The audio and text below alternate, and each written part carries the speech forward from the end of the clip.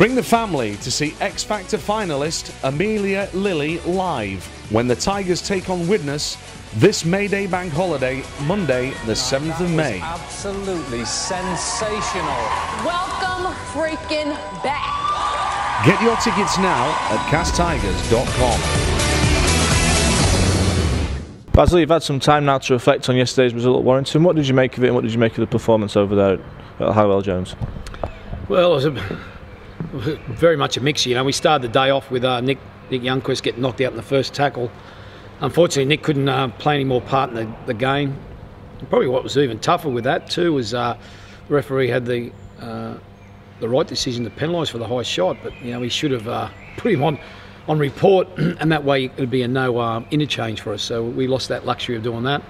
Look, you know, and we were all at sea after that, attacking wise. I was very disappointed with our attack. I thought we were quite boring in our attack, and you know, obviously Rangy being out, Richard Owen had an effect on us as a 6 and a 1, and obviously Kirk Dixon being out, we missed him.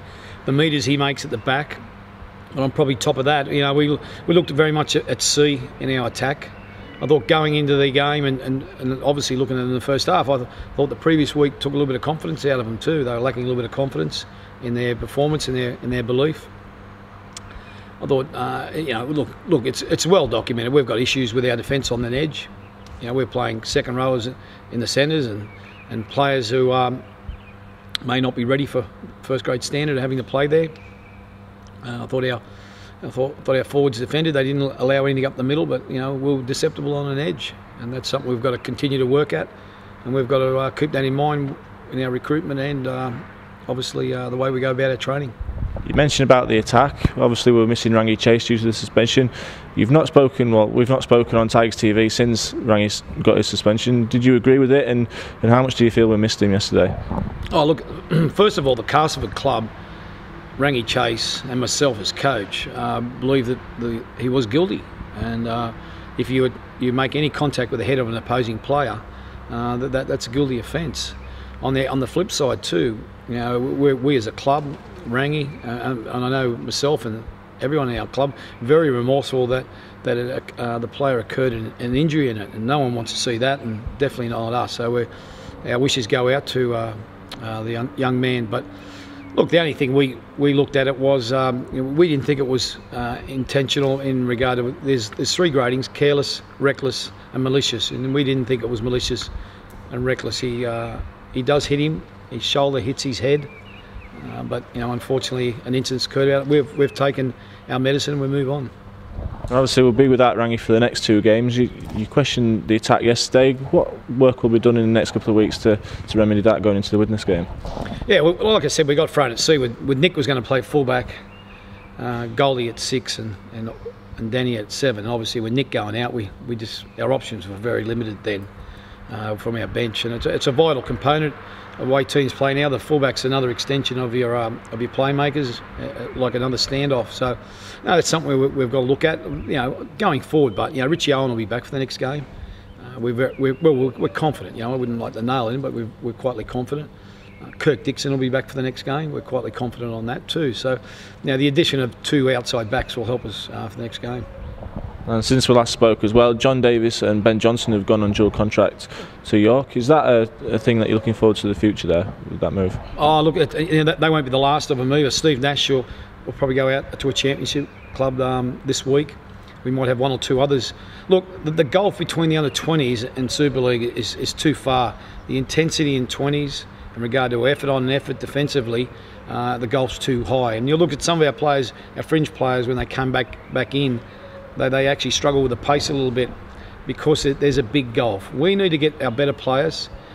We need to see how Ben Johnson goes against men, you know, playing in the championship. We need to see how he gets them around the park, because we've got to evaluate him going forward to being a future Cas player, especially with Danny Orr coming off contract.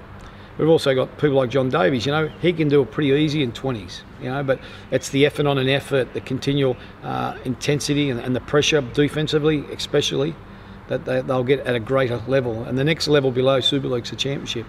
So, you know, we've got to look at it in our future planning of maybe more and more players, you know, we're putting them out there to help educate, fast track and get them better when they come into Super League.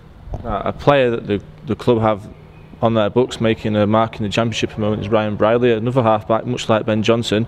Is he on your radar in terms of going forward as well? Oh, Ryan's definitely under our radar. You know, he's our player, and he's we put him there for 12 months on the same perception I said before. You know, he can make runs in under 20s for fun. He can back up for fun, but he needs a little bit more play with men, a mixture of size and experience and age. You know, he's a player we definitely haven't put in the category that he won't be back playing here. No, he's definitely a player that we look at as a long-term player at the moment. We'll assess him, you know, and we'll evaluate what we want to do with him next year after we look at what our squad is and the areas that we need to either bolster or strengthen. And you know, maybe another good off-season full-time may take him to the next level. Now, looking ahead to next season, is recruitment now taking a nearer step on your list? Is it taking up more of your time at the moment? Oh, look, you know, recruitment for a club at Super League level starts in about basically November, December last year. You got to identify some marquee players. Come February, March, you need to be discussing them with the board in regard to you know, packages and availability, and you know, if they can service the club for what our needs are. But no, you know, look, I can honestly say we're very proactive in the market at the moment for 2013. We have a lot of players off contract, and that we need to evaluate them and see how they're going forward. But we also need to look. It's very obvious we need to buy some centres. You know, we need some outside backs. We've gone into the season with Joe Arundel as our only specialist centre, and we need to buy a couple. There's a couple of areas we do. If obviously if Danny Orr retires, you know what I mean, there's also got to be a halfback purchase, and obviously there's a couple of areas I would like to strengthen. So yeah, we need to give the guys who are playing at the moment an opportunity, but we also have to keep one eye that we have to be very active at the moment, not looking. We have to be active, because you know we don't want to get caught in bargaining with some of the bigger clubs, because we may get outshot in that area. So no, we're active, I can assure you that. In the more short term as well, you've highlighted an issue in the backs, a lack of centres. Is that something you're looking to address for the rest of this season? I've been trying to address it since I come on board. You know, and there is just not availability of a centre that would improve us or give us stability or consistency. You know, and at the moment it's very frustrating. You know, it makes it all frustrating. You know, was having to play people there and you know, play some younger people there and it's an area we're very vulnerable at the moment, and I can speak openly on that because you know everyone watches reviews. But we're working very hard on the training field. It's not something you just give up. I'm a coach, and my job's to coach. But no, there's as much as I could just say, you know, we're going to look at buying something over the next couple of weeks. You know what I mean? We've been talking about that for months. You know, there's nothing out there at the moment, and there's nothing out there that can improve us. So I think we might have to, you know, continue to work on the people we've got and improve their standards. And in terms of injuries at the moment, Paul Jackson, Joe Arundel, one of the centres is out injured at the moment. When will we see them two back playing? Well, unfortunately, Paul Jackson, you know, it's been an ongoing thing. I'd like to say probably in about 3 or 4 weeks he could be back. That would be really good. And obviously, Jacko's very frustrated too. With Joe, it could be 8 to 10 weeks. You know, so his arm's still in a sling from the operation. So you know, he's a fair way away at the moment. So that's what I mean. You know, across the board, you know, we're very short on outside backs here at the moment. How much of a boost would it be to have Richard Owen and Kirk Dixon back for the Widnes game? It's a big game. It's the start of a big period, like 3 or 4 tough games coming up that could make a change to the season.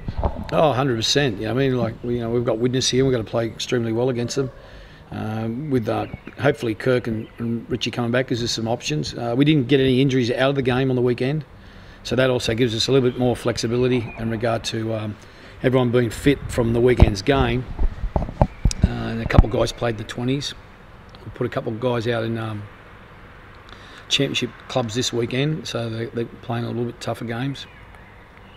No, I'm looking forward to it. You know, I mean, our season's not finished at the moment. You know, it's like, you know, when I came back to the job, you know, I thought our 4 games were very good. You know, we had a major blip and a major disappointment at Featherstone, and then on the weekend, I thought Warrington played really well.